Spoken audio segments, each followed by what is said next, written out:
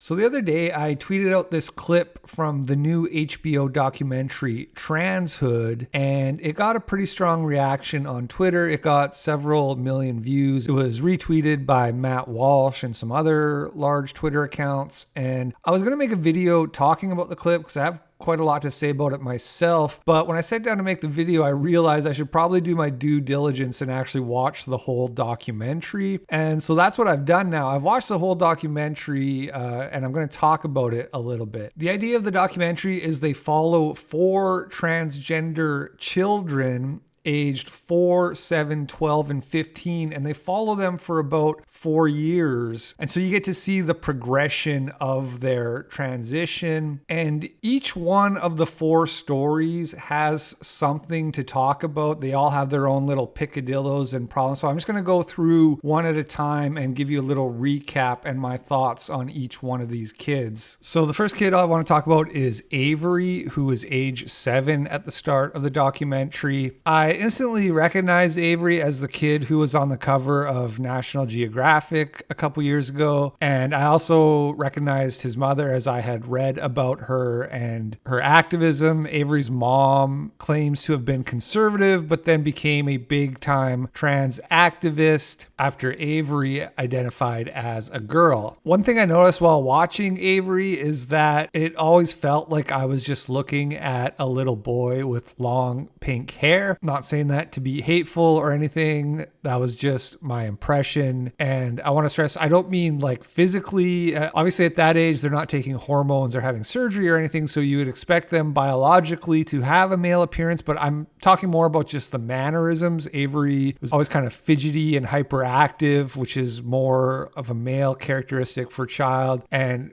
just kind of like slouching a lot in his posture and stuff like that. So it just always felt like that. But the biggest takeaway from their story is that they do a lot of activism, and it becomes clear at a certain point that Avery is not into it. He's sick of the activism. He actually says at one point that it's ruined his life. I just don't want to even have a book. I've done too much in this world. It's ruined my life enough, and now everyone in this world is going to know.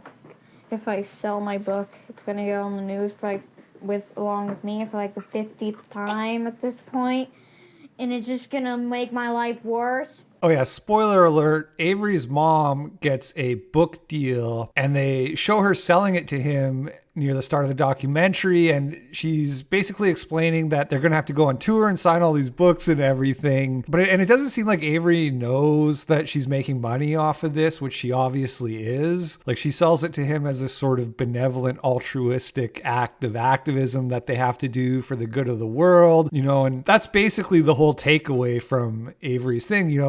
This kid's being put on magazine covers in the documentary, being dragged around on book tours and everything, and it's all just being dragged around by his mom, who's basically just riding this gravy train. And the most sad part is when they show the actual book signing, and Avery's just completely fed up at this point. He's not signing the books, and the mom is you can see her losing her patience, and the whole thing is just kind of sad. Right.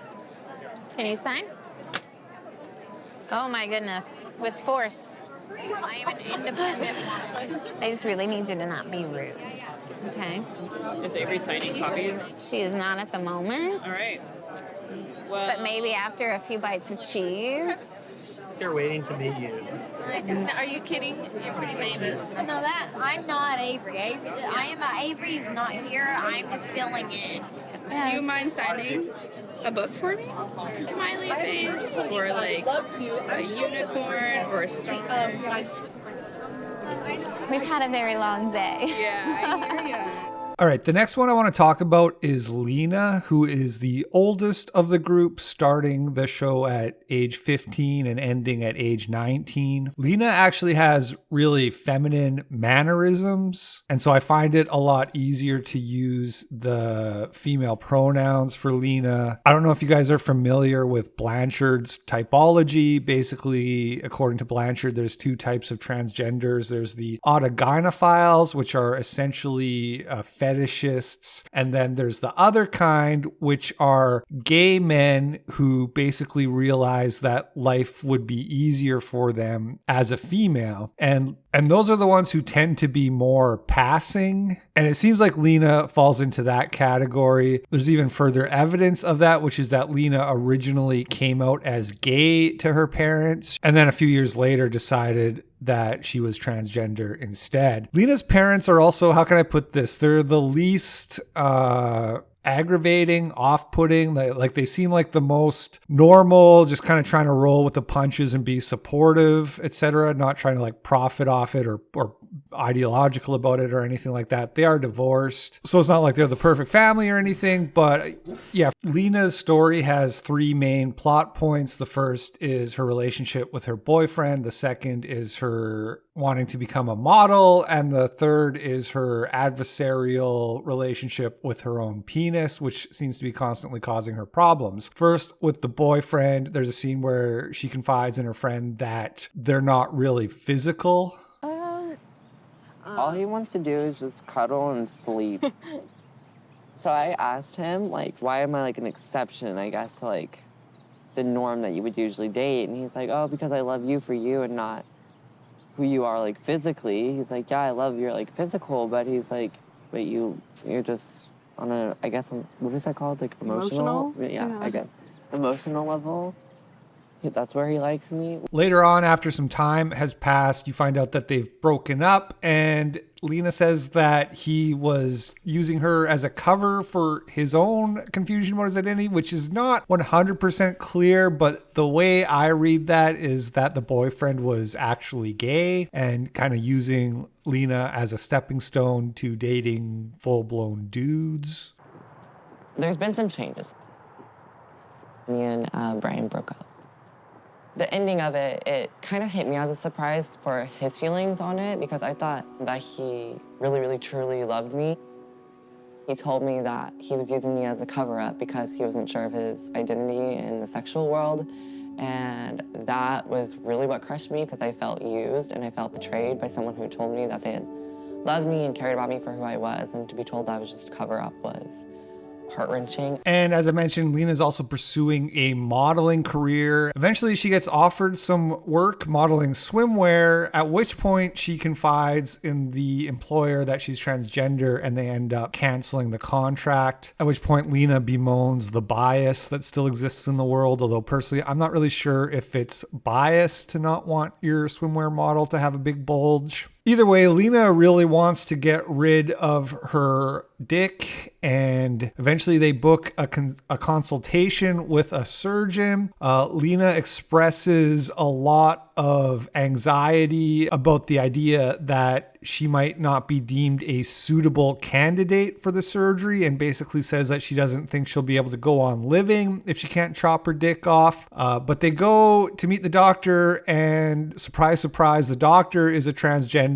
and in about 30 seconds of talking to Lena is saying, yeah, we'll cut it off, don't worry. The thing is, the penis is the same as the clitoris, really. Everything a boy has, a girl has, and everything a girl has, a boy has. And then I deconstruct genitals when I do my surgical work and then build them back up. We're just turning back the clock, basically. And now, are you on our list for surgery now? Do you have a surgery date? I don't. Because that's the biggest holdup. That's what we should really do, is get you on our list, though, for surgery.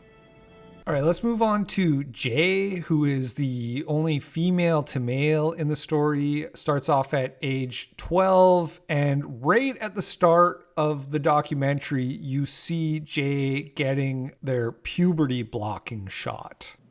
Today's a special day because I'm starting blockers. They stop female hormone things.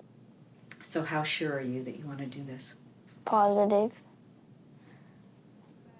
I'm doing this for myself. The syringe itself is ginormous, and it's a lot bigger than the needle.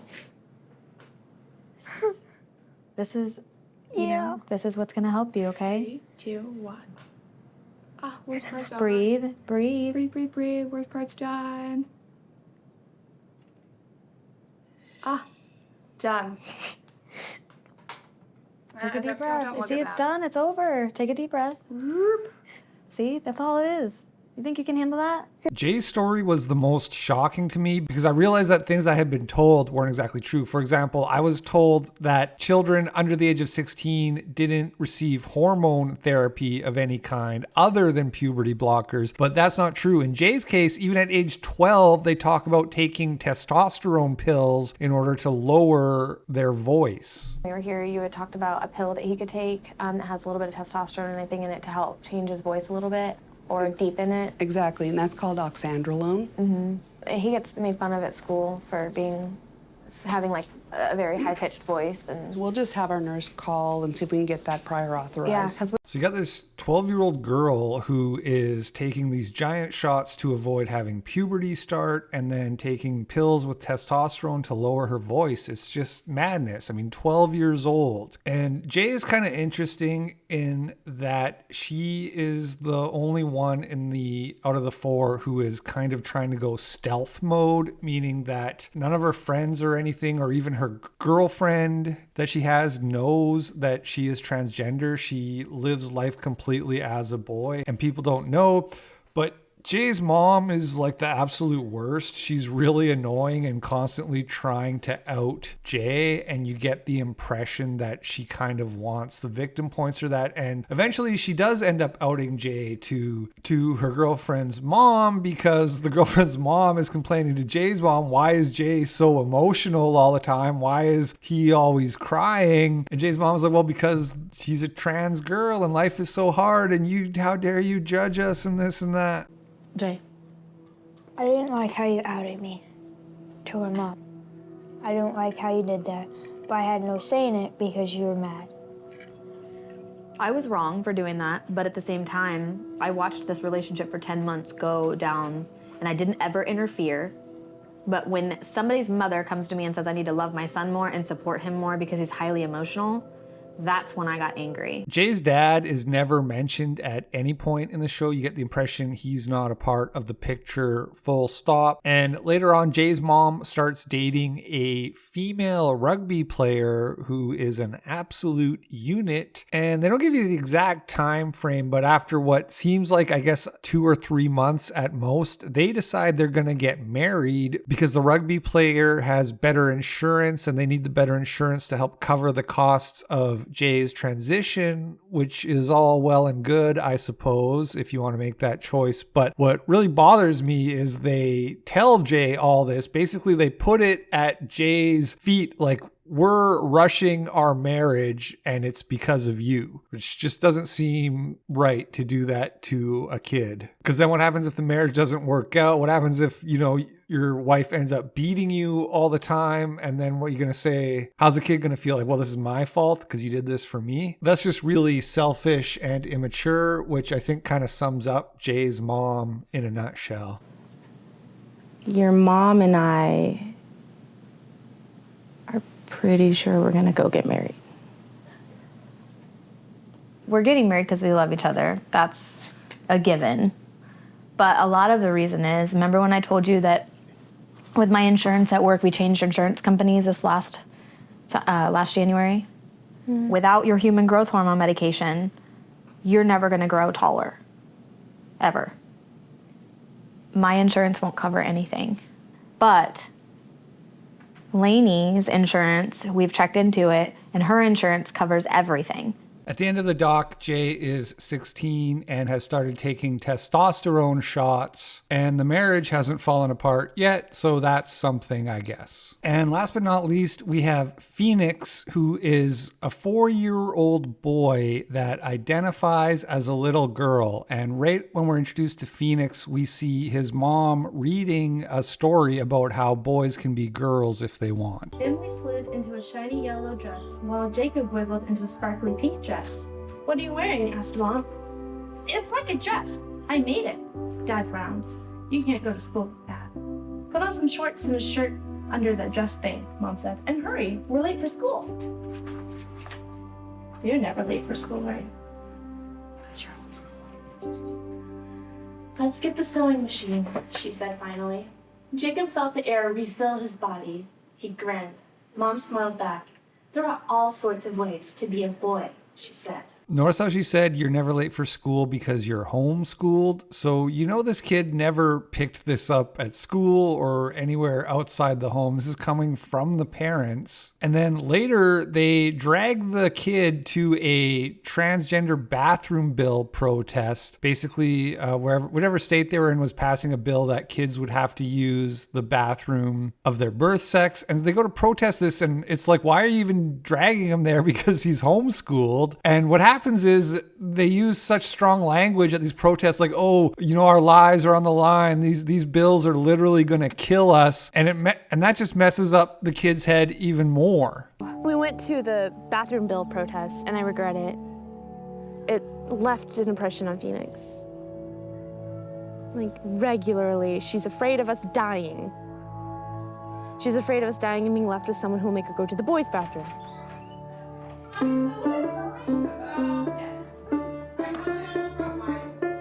Sometimes I feel like I'm not giving Lotus enough attention. Like, she's growing up without me. I mean, I'm right there, but...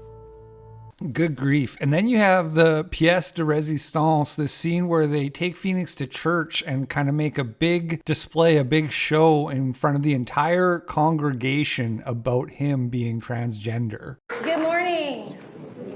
Today we choose to recognize, honor, love, and celebrate anyone here who would claim their identity publicly as lesbian, gay, bisexual, transgender, queer, or questioning, intersex, pansexual, asexual, or any category that I've left out. I could honestly write like a whole book on just this little clip. So first of all, you can tell that they planned this out in advance with the pastor, who is female, of course, because they get up like halfway through her starting her little spiel. I also like how they have questioning on the list. Like, I'd love to see that person. I'd love to see a dude stand up and be like, yes, hello, I'm questioning my own sexuality. And they can be like, hey, everybody, can we get a round of applause for this guy who doesn't know what the fuck he is? Isn't that great? Isn't that stunning and brave? And some of you who are avid watchers of my series, You Can't Stop Progress, might actually recognize the pastor, because I'm pretty sure that's the same person whose cringe TikTok videos I've shown in some past episodes. Let's consider abortion with the assumption that it is a sin, which is not what I believe, but I'll make another video about it. Our God understands that our world is broken and that our choices are not always to sin or not to sin, that sometimes we're backed into a corner where the only way out is to sin. We have to recognize that in some cases, abortion is the only real option. I know, I know, I know, I know, I know, I know, I know. And so if you want a little more cringe, what you could do is go to hashtag progressive clergy on TikTok and just have a little scroll through the content they got for you there. You may notice a bit of a disproportional representation of a certain gender vis-a-vis their actual representation within the clergy. So I guess that situation is working out great. But anyway. This is Phoenix.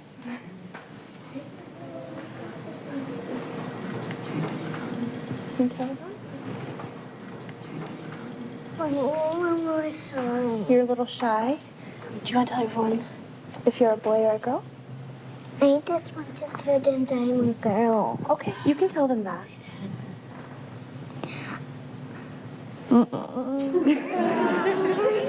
Okay. Phoenix would like you to know that she's a girl and she prefers she and her pronouns. This way. May you be well, safe, and whole. We honor you exactly as you are.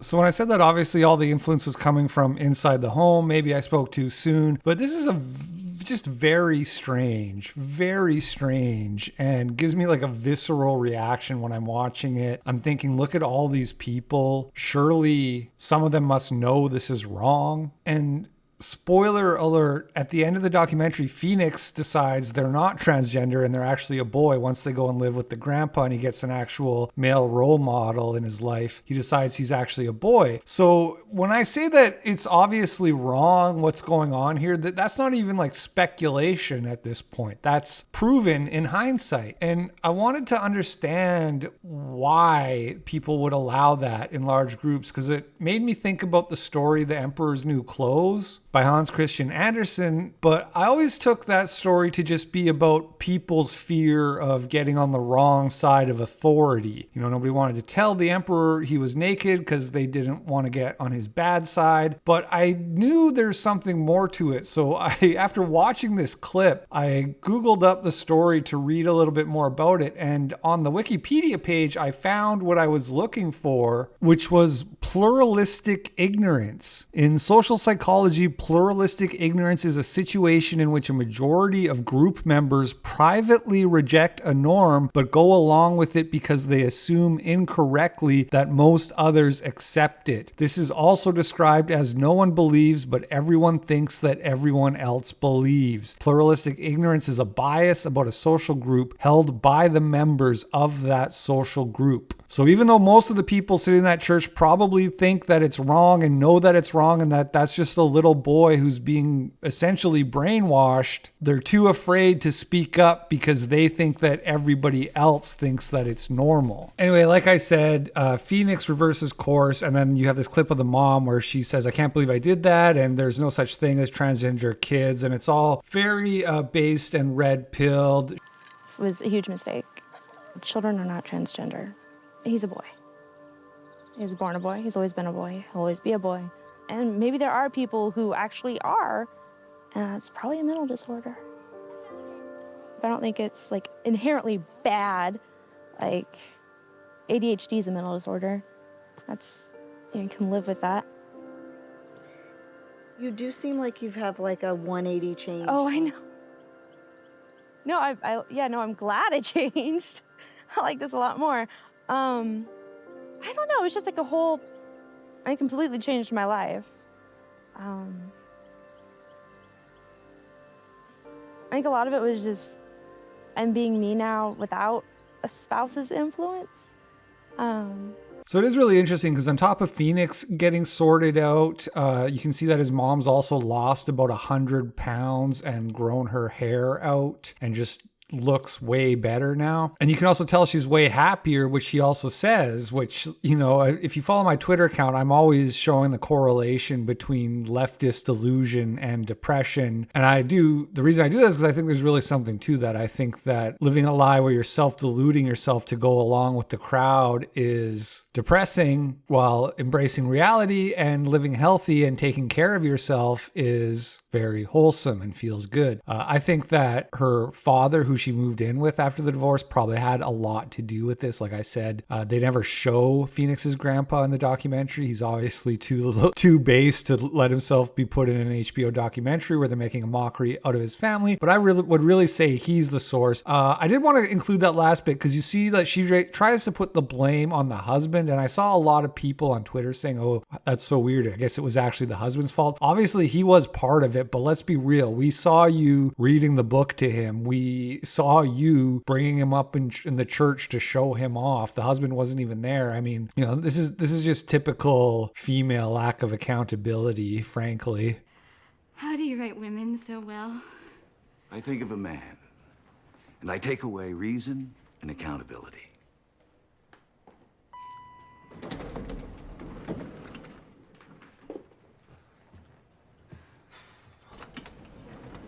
Anyway, that's basically it. That's the documentary. Those are my thoughts on it. One last thing I will say, I saw Matt Walsh calling for a boycott. People are doing boycott HBO hashtag on Twitter. I don't really agree with that. I don't think there's anything wrong with HBO making this documentary and with it existing. It's good to get an inside look at it, and a lot of the stuff that it shows is very shocking. You know, not just the stuff with the hormone treatments on the 12-year-old girl, but, you know, even like the scene with Avery where his mom's getting mad at at him because he's not selling the book with a big smile on his face. Like, the HBO didn't have to include those scenes in the documentary, right? But they did. It just gives you an honest look at it. There was another one a few years ago on the BBC called Transgender Kids, I think was the name of that documentary, and it was also good. It's good to see this stuff and see what's actually going on and to be able to expose it. So yeah, I guess that's it. Feel free to comment down below. If you're new here, hit like, subscribe, etc. Thanks for watching. I'll catch you guys on the flip side. Peace out. Granny Gazoo, let's have it, you. Now when I count 3. That boy needs therapy.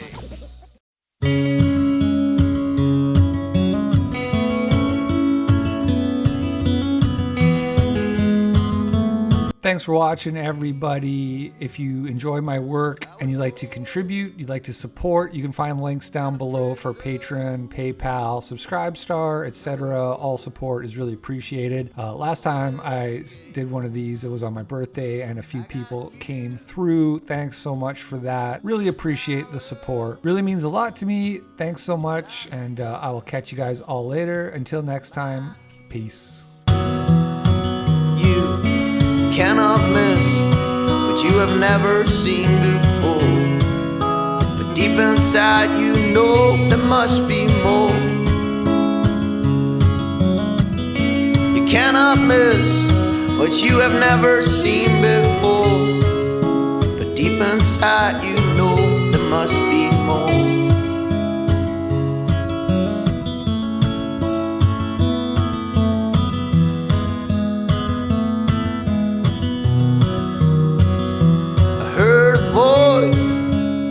But I could not follow. It was a land